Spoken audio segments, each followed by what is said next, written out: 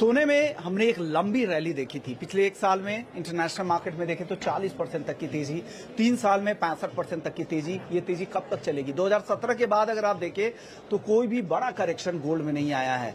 अब रिपोर्ट क्या कह रही है, हम आज यही जानने के लिए हमारे साथ एक खास मेहमान है, मेटल फोकस के प्रिंसिपल कंसल्टेंट चिराग शेठ है। बहुत बहुत शुक्रिया सर, आपने वक्त दिया। काफी लंबे समय बाद आपसे बातचीत हो रही है।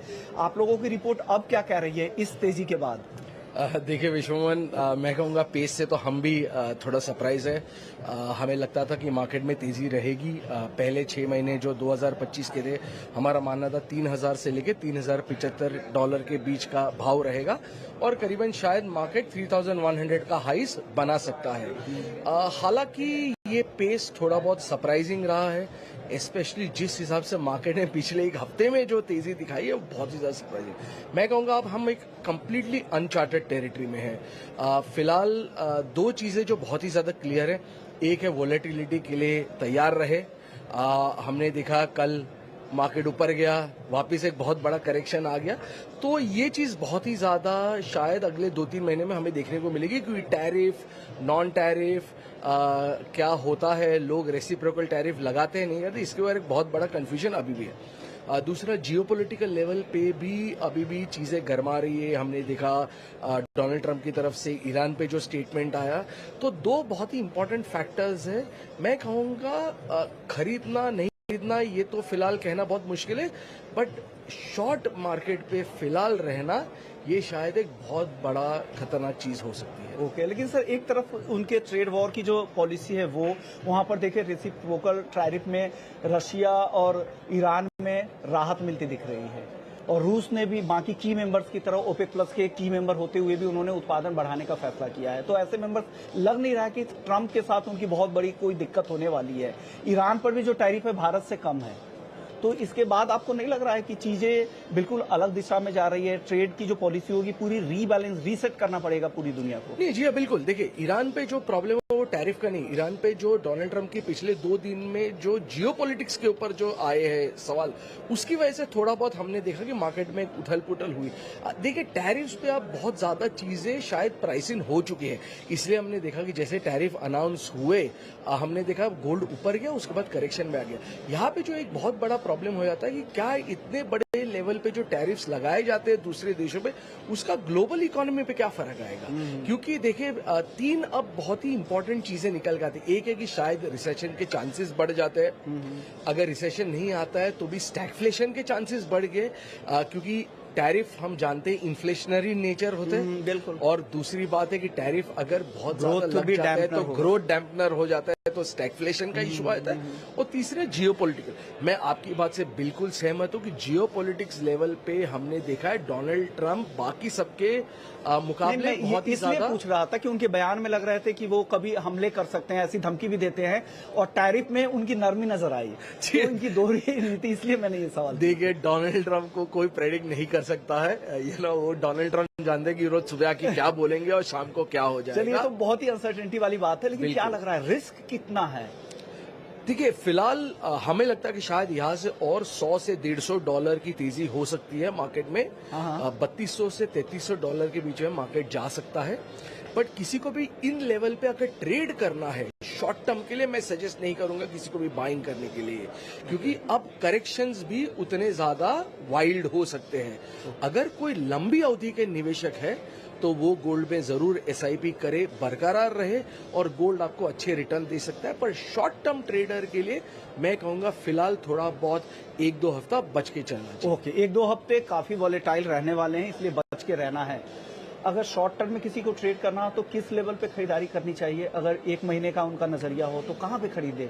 देखिए, मैं शॉर्ट टर्म का व्यू तो नहीं दे पाऊंगा, पर मैं आपको ये जरूर कह पाऊंगा कि शायद और यहाँ से $60-70 का करेक्शन अगर आ भी जाए तो कोई बहुत बड़ी बात नहीं होगी। Okay sir. बट वॉलेटिलिटी के लिए तैयार रहे, लंबी अवधि के निवेशक को चिंता नहीं करना चाहिए, गोल्ड अभी भी अच्छा रिटर्न जरूर देगा। ओके, तो लंबी अवधि में चिंता करने की बात नहीं है। करेक्शन की बात की, अगर आपको खरीदना होगा तो कब तक आप लंबी अवधि के निवेशक है? आपने साफ कर दिया कि शॉर्ट टर्म की ना आप बात नहीं करते, और खुद के लिए भी लंबी अवधि के लिए गोल्ड ETF या जो भी खरीदते होंगे। बराबर। कितनी गिरावट के बाद आप अपने पोर्टफोलियो में गोल्ड को ऐड करेंगे? देखिए, मैं तो कहूंगा कि वैसे भी अगर कोई भी निवेशक है तो 10 से 15% तो गोल्ड का अपने पोर्टफोलियो में होना चाहिए, ठीक है।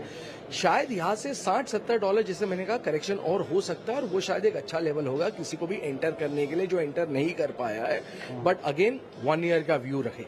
ओके, 1 साल का नजरिया रखे। क्या लग रहा है 1 साल में फिर क्या मिल जाएगा उनको? देखिए, हमारा मानना है कि शायद जून जुलाई तक ये तेजी बरकरार रहनी चाहिए। उसके बाद आपको गोल्ड साइडवेज मूवमेंट जाएगा, क्योंकि सबसे पहली बात है कि ये जो फिलहाल जो 2 महीने में हमने देखा ये शायद लॉन्ग टर्म नहीं सस्टेनेबल है, ठीक है।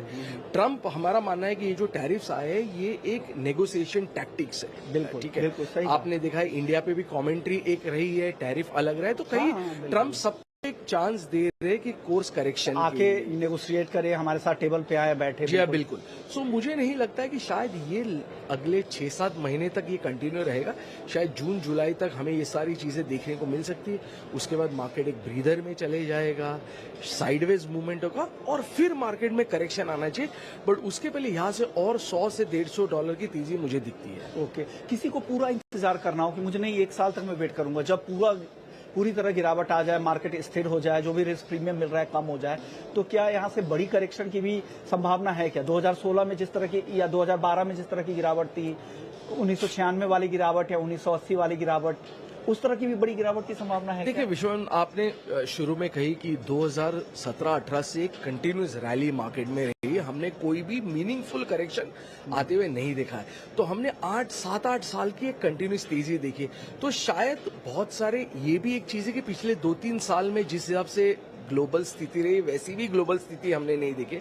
हमारा मानना है कि अगर 6 महीने में सारी चीजें करेक्ट हो जाती है तो आपको यहाँ से $600-700 के भी करेक्शंस देखने को मिल सकते हैं ऊपर के हाई से।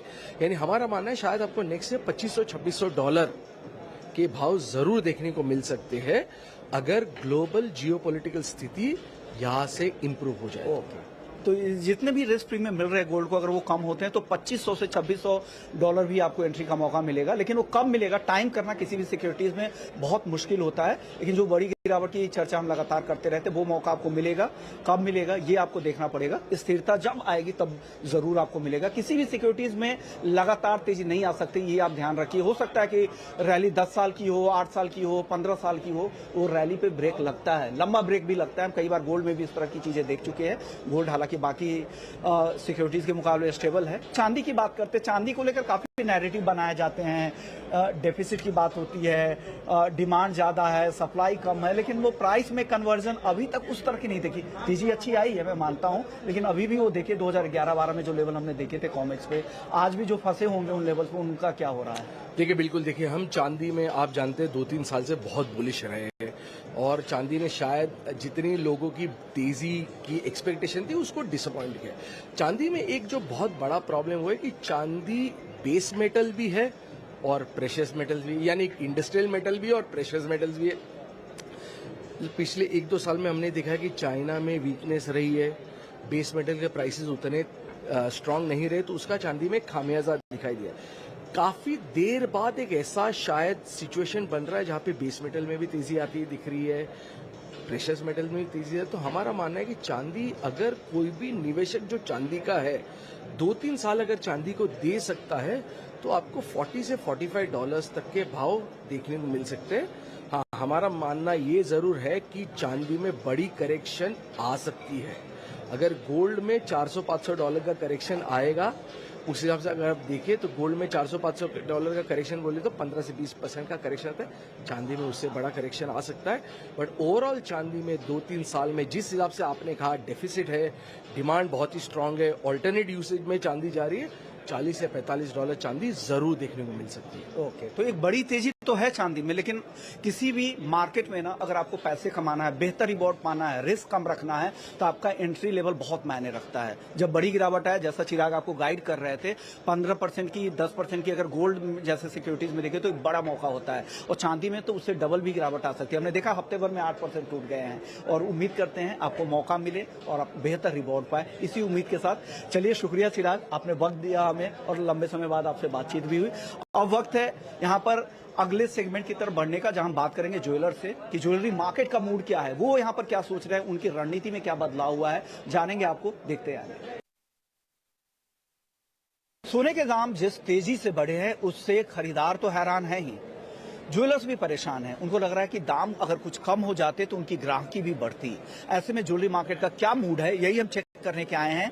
और आज हमारे साथ एक बेहद ही खास मेहमान है, चेतन थदेश्वर है, श्रृंगार ऑफ मंगलसूत्रा के। और शुक्रिया सर, चेयरमैन है आप। क्या लग रहा है सर, किस तरह की डिमांड अभी मार्केट में है? क्या दाम बढ़ने से डिमांड पर कुछ असर हुआ है क्या? डेफिनेटली जैसे आप सोच रहे हो आज की तारीख में बिल्कुल सही है, लेकिन मैं आपको एक बात कहूंगा। पिछले 40 साल का इतिहास मैंने देखा है इस ज्वेलरी इंडस्ट्री का। लगातार भाव बढ़ते रहे हैं और मैंने देखा है कि जैसे ही भाव बढ़ते हैं कुछ समय के लिए डेफिनेटली उसके अंदर एक रोक आती है, एक स्पीड ब्रेकर आता है, लेकिन जैसे ही वो स्टेडी हो जाते हैं रेट, तो उसके तुरंत ही जैसा बिजनेस था वैसे वो कार्यरत हो जाता है। Okay. और हर बार बढ़ते हुए बाम यानी कि 10,000 से लेके 25,000, 50,000 या 90,000, मैं एक चीज हमेशा कहूंगा कि हर बढ़ते हुए भाव में ज्वेलर को ऐसा लगा कि हमें लाइट वेट ज्वेलरी करनी चाहिए कि लोगों को नहीं तो ये बाय करने में मुश्किल होगी, लेकिन ये सोच हमेशा गलत निकली है। लाइट वेट की ज्वेलरी डेफिनेटली बिकती है, लेकिन उसका मतलब ये नहीं है कि हेवी वेट की ज्वेलरी भी नहीं बिकती। आज आपको 90,000 का भाव है, मैं आपको 100% कहूंगा कि ये आपको कल सस्ता लगेगा। बिल्कुल बिल्कुल। तो आज आप देखे हो कि आप जीजेसी के शो में आए हो जिसका नाम जीजेएस है, तो आप सभी जानते हैं कि भाव के चलते ग्राहकी में थोड़ी कमी है, लेकिन फिर भी आप माहौल देखिए, यहाँ पर लोगों की बाइंग देखिए कि जो आश्चर्यजनक घटनाएं हैं कि कहीं न कहीं कुछ न कुछ है। डेफिनेटली कुछ परसेंटेज वाइज कमी हो सकती है, लेकिन शो का माहौल देखिए, आज इतना सेल है इसके अंदर, आज पहला दिन है और मैं कहूंगा कि मुझे भी ऐसा लग रहा था कि शायद आज क्या होगा, लेकिन मैं बहुत खुश हूँ, मेरे एग्जीबिटर भाई सारे खुश हैं और आने वाले दिन हम बहुत पॉजिटिव है और बिजनेस बहुत अच्छा चलेगा। ओके सर, आप लोगों ने कुछ स्टांस में बदलाव किया है, स्ट्रेटजी में लाइट वेट की तरफ शिफ्ट हुए हैं, या अभी भी जो मॉडल आपने अपना रखा होगा, क्योंकि आप हाउस ऑफ मंगलसूत्रा है, सबसे ज्यादा मंगलसूत्रा आप यहाँ पर बेचते हैं देश में। क्या लग रहा है कि वहाँ पे डिमांड लोग लाइट वेट मंगलसूत्र की तरफ ज्यादा फोकस कर रहे हैं? इसमें मैं ऐसा कहूंगा कि सिर्फ भावों की वजह से लाइट वेट नहीं, लेकिन आज की जो जनरेशन है, जो नई शादियां होती हैं, जो नया जनरेशन जिस तरीके से जो ज्वेलरी लाइक करता है, वो डेलिकेट ज्वेलरी लाइक करता है। पैसे की वजह से सिर्फ ज्वेलरी को लाइट करना पड़े, एग्जैक्टली ऐसा भी नहीं है। तो दोनों ही चीजें हैं। कहीं कुछ डिजाइनर ज्वेलरी भी लाइट में इसीलिए बनाते हैं कि यंग जनरेशन को पसंद आए, और दूसरी बात जो कुछ वो लोग जो मिडिल क्लास में अपने कम बजट के अंदर खरीदना चाहते हैं उनके लिए भी। तो ये दोनों की वजह से हम लाइट वेट ज्वेलरी पे डेफिनेटली फोकस कर रहे हैं। ओके सर, ट्रेंड क्या है अभी, मार्केट का ट्रेंड क्या देख रहे हैं?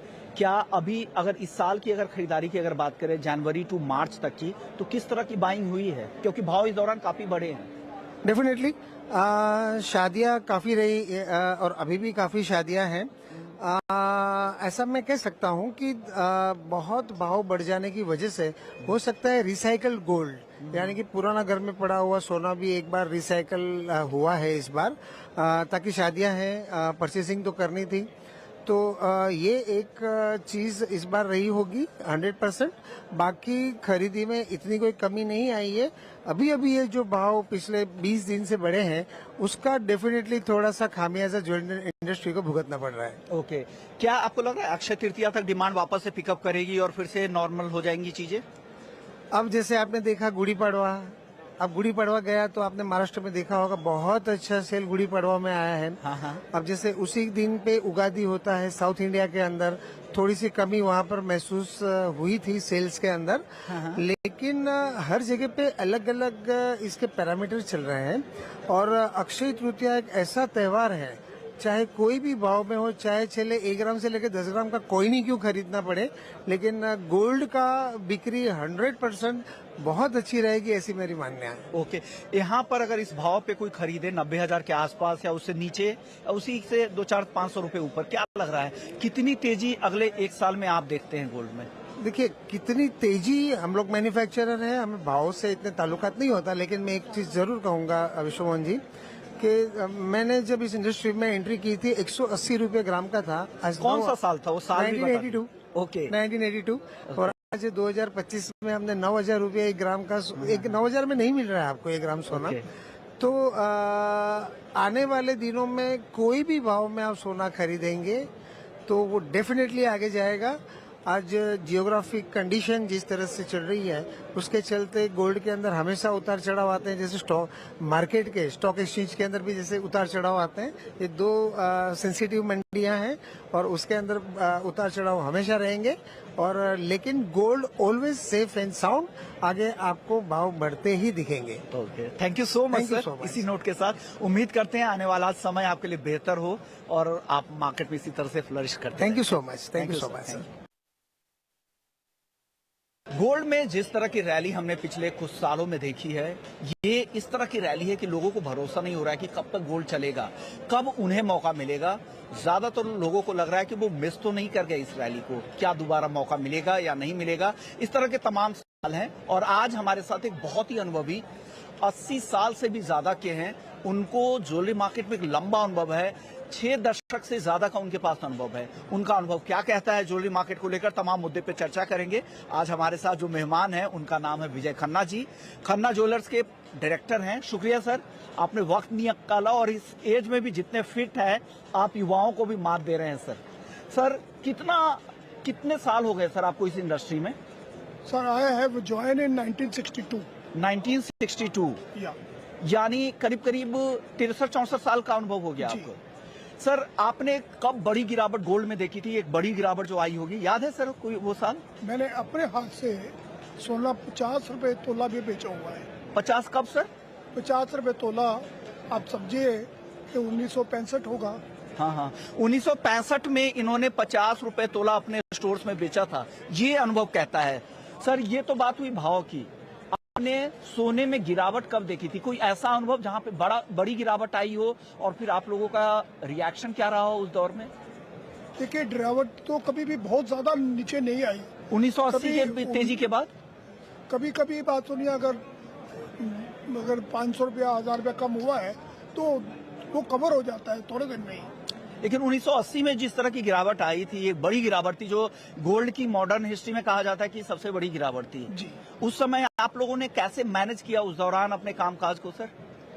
ऐसा है कि हमें अगर 2 किलो की सेल की है हाँ, तो हम उसी रेट में दोबारा 2 किलो परचेज कर लेते हैं। ओके तो वो उसमें हमारे को गिरावट का कोई असर नहीं आता है। ओके सर, ये जो तेजी चल रही है, हम देख रहे हैं कि 2017 से करीब 8 साल से सोने में लगातार रैली चल रही है।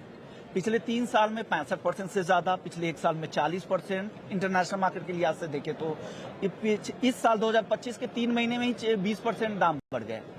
सर इतनी कीमतें अगर बढ़ जाती है ना तो ग्राहकों के पॉकेट्स भी अलाउ नहीं करते हैं, फिर ज्वेलर्स कैसे उनको खींच कर लाते हैं ग्राहकों को?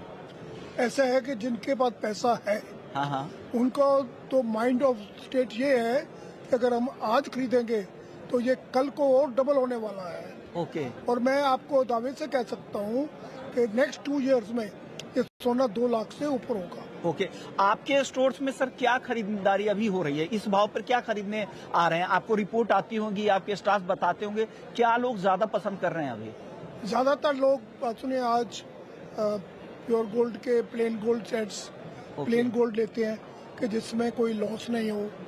और ज्यादा जो गोल्ड मांगते हैं एज ए प्योर की शक्ल में, वो हम अपनी शोरूम्स में बेचते नहीं है, ओके क्योंकि दैट वो बुलियन वालों का काम है। ओके, कहा जा रहा है कि लाइट वेट ज्वेलरी की डिमांड अब बढ़ गई है क्योंकि ऊंचे भाव से, क्या आपके स्टोर में भी इस तरह की रिपोर्ट है? देखिए, लाइट और हैवी सेट दोनों ही चलते हैं। तो जिनके यहाँ शादी है, बेटी को सेट उन्होंने सेट देना है तो वो बिल्कुल लाइट दे के अपने बदनामी नहीं करवाएंगे संबंधियों में। तो वो हमेशा अच्छा ही, और बेटी भी चाहेगी मुझे अच्छा ही सेट दिया जाए। सोना या चांदी, कहाँ आपको लग रहा है कि ज्यादा पोटेंशियल है यहाँ से आगे बढ़ने का? तेजी कहाँ ज्यादा दिख रही है आपको? तो तेजी तो सोना में ही आएगी। सोने में ज्यादा आएगी, क्यों? चांदी को क्या हो रहा है सर?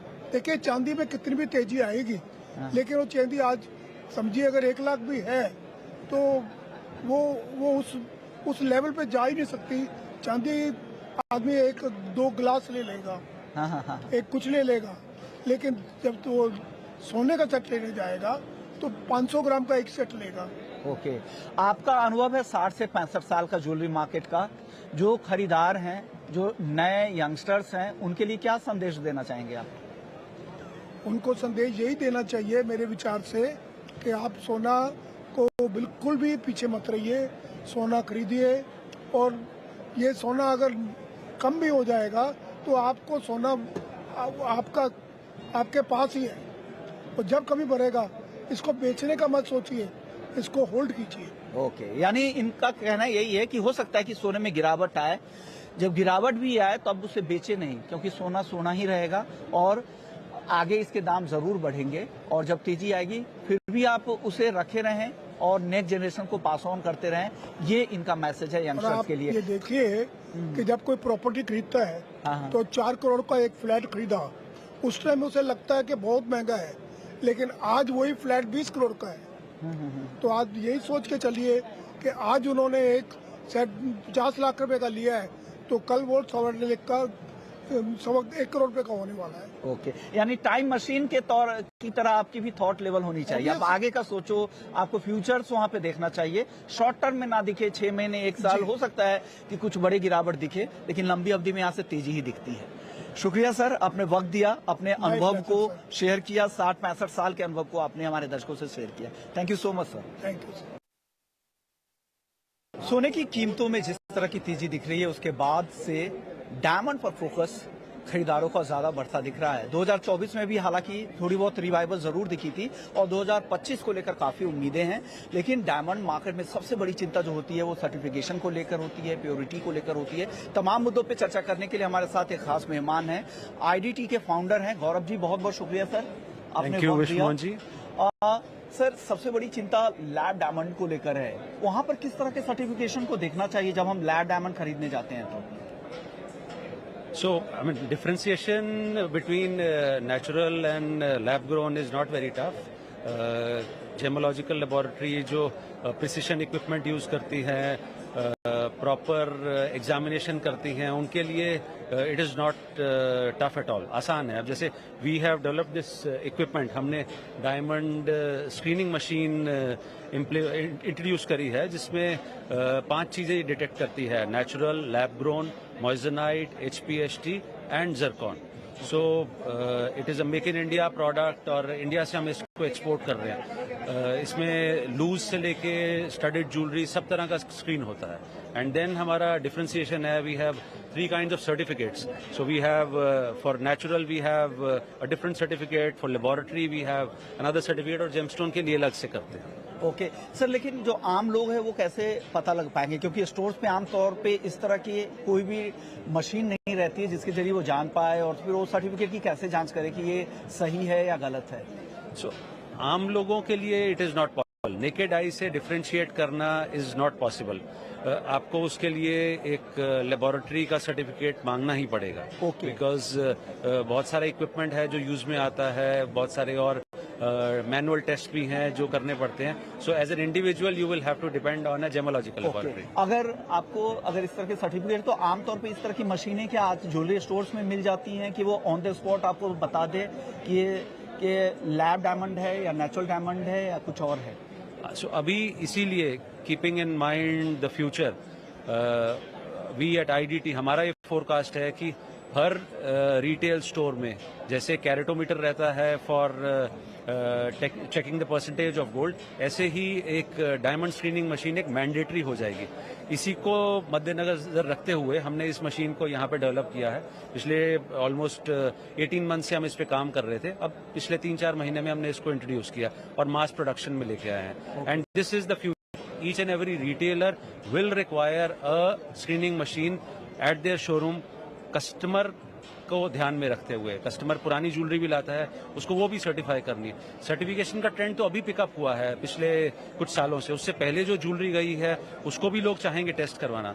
सो मेरा यही रिक्वेस्ट है पूरी ज्वेलरी फ्रेटर्निटी से, रिटेलर से, कि आप इस मशीन को यूज करिए। इससे आपके कस्टमर को सेटिस्फैक्शन रहेगी, आपको खुद को भी सेटिस्फैक्शन रहेगी, नया परचेज करने में भी और बायबैक लेने में। ओके सर, रीसेल की बात जब भी आती है तो डायमंड इस मामले में, गोल्ड के मामले काफी पीछे हो जाता है, तो क्या लग रहा है इस तरह के इनोवेशन से मार्केट में अगर इस तरह के स्क्रीनिंग अगर आपकी फैसिलिटी हो तो क्या लोगों को बेहतर प्रोडक्ट मिल पाएगा, रीसेल वैल्यू में भी सुधार होगा डायमंड मार्केट में? देखिए विश्व मोहन जी, मैं आपका सवाल समझ रहा हूं, मैं उसमें थोड़ा सा ऐड करना चाहूंगा।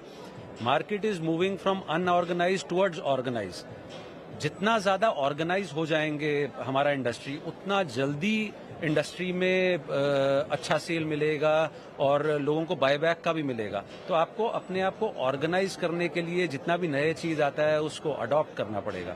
जैसे नेचुरल चल रहा है, natural will be there for ever. Similarly lab grown जो है, so lab grown is a separate segment all together. इसका आपस में कोई कंपैरिजन ऐसा नहीं है, राइट? सो लैब ग्रोन में भी बायबैक्स आ रहे हैं। अगर आप प्रॉपर उसको सर्टिफिकेट के साथ लेते हैं तो लैब ग्रोन में भी बायबैक मिल रहा है। और कितने डिस्काउंट पे बाईबैक होता होगा लैब डायमंड? अगर कोई डेटा आपके पास होंगे, हालांकि आप ज्वेलर नहीं है तो आपके लिए आसान नहीं होगा कहना, तो भी कोई डेटा अगर आप शेयर करें। So there is no predefined percentage की इतने कम पे हो जाएगा। ज्वेलर टू ज्वेलर और या इट वेरीज। सो मेरा यही कहना है कि जो ऑर्गेनाइज्ड रिटेलर्स हैं, they have a set process, right? उनको पता है कि इतने टाइम के बाद आएगा, हम इतना रिटर्न देंगे। सो इसीलिए मैंने आपसे जिक्र किया कि और जितना जल्दी ऑर्गेनाइज हो जाएगी हमारी इंडस्ट्री, उतना एंड यूजर के लिए भी अच्छा रहेगा। ओके सर, अगर कोई सर्टिफिकेट मुझे कोई ज्वेलर देता है डायमंड खरीदते समय, तो क्या मैं ऑनलाइन उसी वक्त खरीदारी के समय ही वेबसाइट पे जाके पूरी डिटेल, पूरा डिस्क्रिप्शन चेक कर सकता हूँ? Exactly. So it is not only on the certificate, jewellery के ऊपर भी हम एक सर्टिफिकेट नंबर जो आईडीटी का है एनग्रेव करके देते हैं। Even if you lose the certificate, तो आप ज्वेलरी का नंबर देखेंगे, आईडीटी की वेबसाइट पे जाएंगे, वहां पे सर्टिफिकेट नंबर डालेंगे एंड इजीली आपका सर्टिफिकेट का पीडीएफ वहां पे ओपन हो जाएगा। अभी तो I mean the world is becoming digital, has become digital in fact. So QR code और का जमाना आ गया, तो क्यूआर कोड भी हम अलग से हमारे सॉफ्टवेयर में है। हम क्यूआर कोड देते हैं रिटेलर को, जो अपनी इनवॉइस पे डायरेक्ट पेस्ट कर देता है। You can just scan the certificate and open it from there to verify if the certificate is original or not. शुक्रिया गौरव जी, आपने वक्त दिया और हमारे दर्शकों को जागरूक करने में मदद की। अभी कभी भी डायमंड खरीदे तो आप सर्टिफिकेट की पूरी डिस्क्रिप्शन जाके पढ़े कि क्या चीज है, बारकोड के जरिए उसे खोले और पूरी डिटेल्स पढ़े और उसकी पूरी जानकारी रखें। जितना अवेयर रहेंगे आपको उतना बेहतर रीसेल वैल्यू मिलेगा, उतने आप समझदार ग्राहक होंगे और बेहतर खरीदारी कर पाएंगे।